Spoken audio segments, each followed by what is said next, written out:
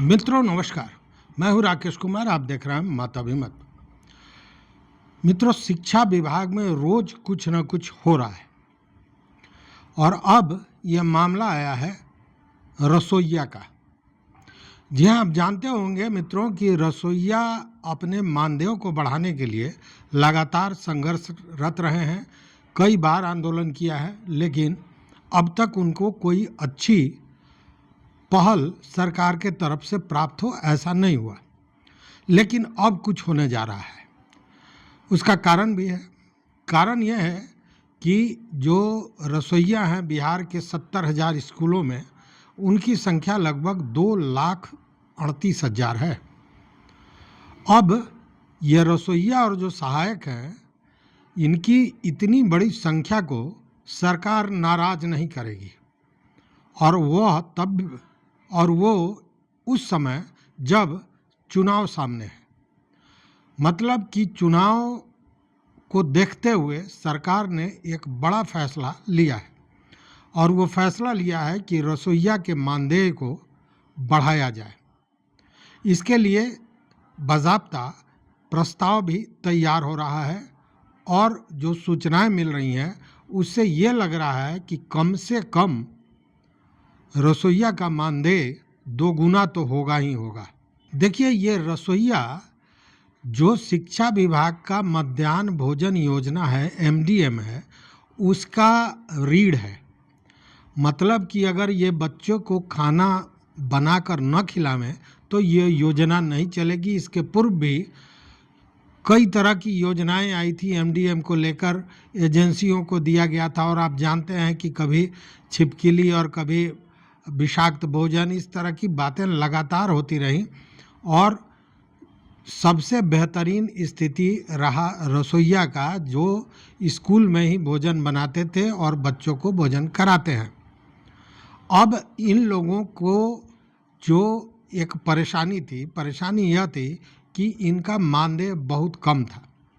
अभी बिहार में जो रसोइया हैं उनको मानदेय के रूप में मात्र 1,650 रुपया मिलता है, जो पूर्व में मात्र 1,250 हुआ करता था। बाद में 250 रुपये की बढ़ोतरी ये 2019 के बाद की गई थी और तब यह 1,500 हुआ था और फिर बाद में सरकार ने 150 और बढ़ाया था मासिक मानदेय, और अभी 1,650 रुपये का भुगतान होता है मानदेय के रूप में रसोइया को। इसको लेकर रसोइया ने लगातार, जो संघ है वो आंदोलन करता रहा है, अपनी बात सरकार तक पहुंचाते रहा है। लेकिन अब सरकार ने इसकी सुनवाई शुरू की है और इसके लिए बाज़ाब्ते 6 तरह के प्रस्ताव बनाए जा रहे हैं। जो सूचनाएं मिल रही हैं विभागीय, उसके तहत यह जो 6 तरह का बनाया जा रहा है, उसमें पहला जो प्रस्ताव है ये है 3,000 मासिक मानदेय का।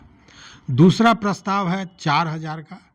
तीसरा प्रस्ताव है 5,000 रुपये मासिक मानदेय का।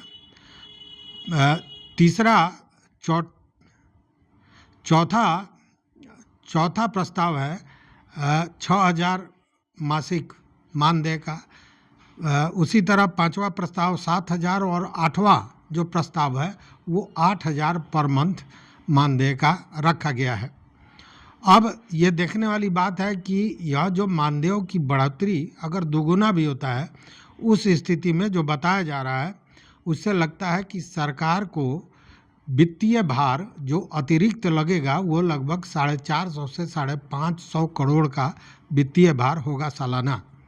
लेकिन सवाल यह है कि जो अभी मानदेय दिया जा रहा है वो उचित है क्या? कहीं से नहीं।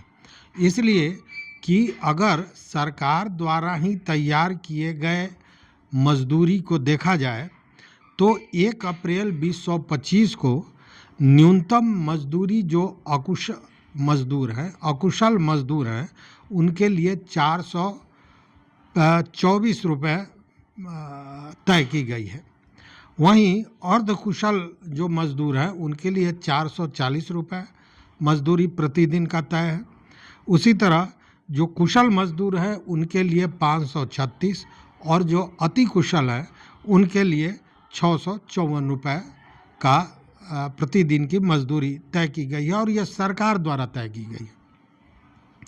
अब वैसे में अकुशल तो रसोइया को कहा नहीं जा सकता है, वो कुशल मजदूर हैं, इसलिए कि बच्चों के स्वास्थ्य का, बच्चों के भोजन की व्यवस्था ये रसोइया करते हैं, बनाते हैं और खिलाते हैं, तो कुशल तो है ही हैं। उस स्थिति में इनका मजदूरी इस हिसाब से भी अगर हो जो कुशल मजदूरों का है, तो उस स्थिति में 424 रुपये प्रतिदिन, मतलब 4 तिहाई 12 लगभग 10,000 से ऊपर होना चाहिए, एक अमूमन एक अंदाज़ा करें तो। लेकिन यह जो प्रस्ताव तैयार हुआ है, इसमें छठा प्रस्ताव 8,000 रुपये का है। हालांकि अगर दोगुना भी हो जाता है तो एक बड़ी राहत रसोइया लोगों को होगी, जो लगातार बच्चों के भोजन की व्यवस्था कर रहे हैं, उनको बना रहे हैं, उनका भोजन बना रहे हैं, खिला रहे हैं, और बहुत कम, मात्र 1650 रुपये प्रति माह के मानदेय पर वो काम कर रहे हैं, तो उनके लिए एक बहुत बड़ी राहत की बात हो सकती है। हालांकि दूसरे राज्यों की अगर देखिए हर राज्य में अलग अलग स्थितियां हैं।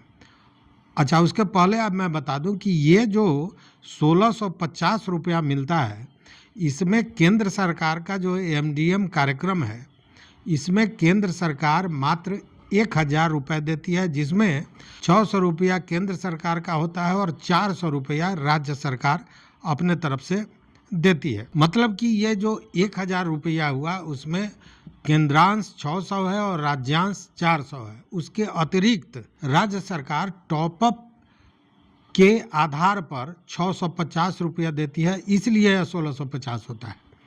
अब वैसे में सारे राज्यों का जैसा मैंने बताया कि अलग अलग है। सबसे कम 1,000 और सबसे ज़्यादा 12,500 तक मानदेय है रसोइया का। अगर देखें राज्यवार तो तमिलनाडु में 12,500 रुपया प्रति माह रसोइया का मानदेय है, वहीं केरल में 12,000 है और हरियाणा में 7,000 के लगभग है।